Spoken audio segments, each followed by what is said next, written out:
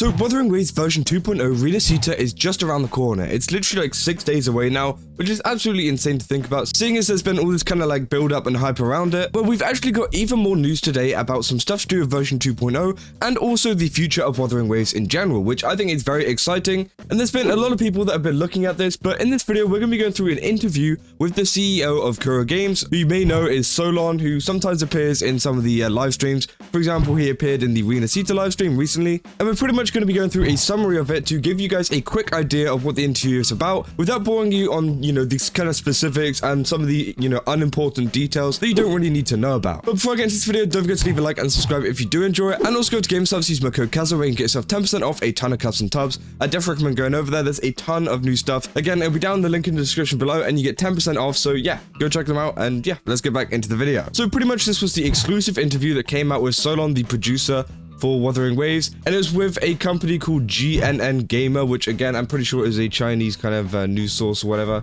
and they pretty much interview him about everything to do with Rinascita coming up and also some future changes coming to Wuthering Waves as well. Now, as you can see, this interview is very long and is very fleshed out, which a lot of people just can't be asked to read, so we're going to be reading this summary version that Narashio has actually provided, pretty much talking about some of the main points that Solon talks about in this interview. And honestly, it's very exciting. Like, this is even me like putting on my React hat and just kind of being like, oh, this is going to be the most insane thing ever. No, this is actually kind of exciting to see, and it seems like Solon definitely has a lot of plans for Wuthering Waves now and for in the future as well. So let's go into the first one. Obviously, they talk about version 2.0 updates because, Rinascita is out very, very soon. So obviously you talk about that. They talk about the new region Rinascita, a European style area introducing new zones, storylines, echoes, and exploration mechanics like sailing and gliding, which again we all saw in the live stream, which I think is very good. It brings a lot of new mechanics which maybe a lot of other games don't really have, which I think is a good thing that Wuthering Waves does. It brings a lot of things to the game which a lot of other companies don't have, which kind of gives them that leg up whenever it comes to competing with some other games as well.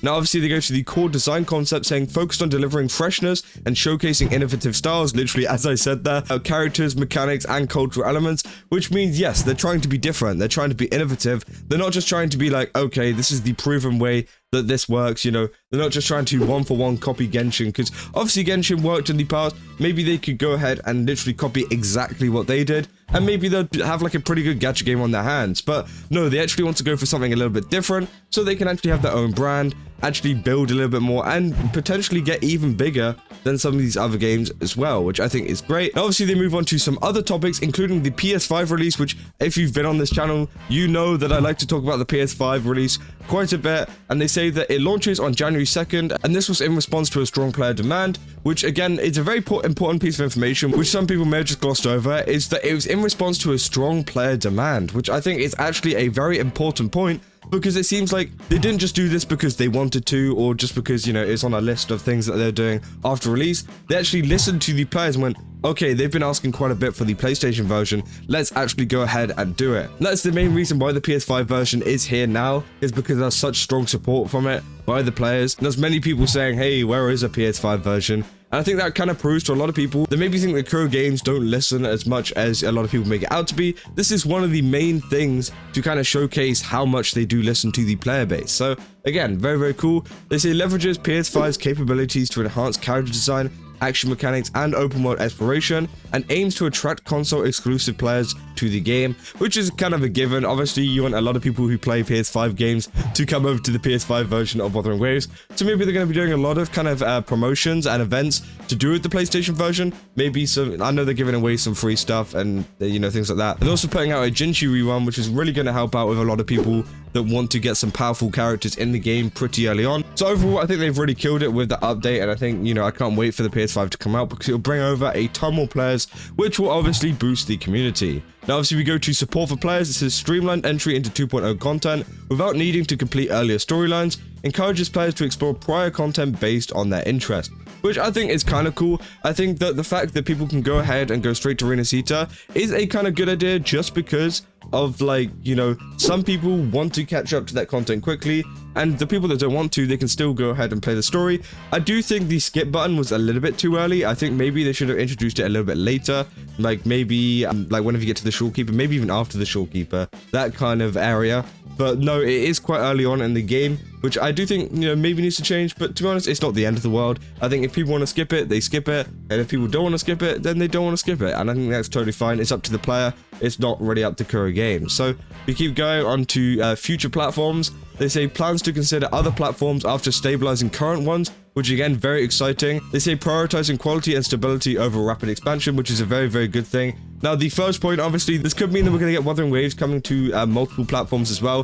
One of them could be Steam. I think Steam could be an option for them, just because I think a lot of gacha games have done that in the past to kind of increase their popularity and increase the amount of players that come to the game. But also another one which could be exciting is Switch. I think Nintendo Switch with Wuthering Waves would be kind of cool. Now, I don't know how it would work in terms of the actual hardware.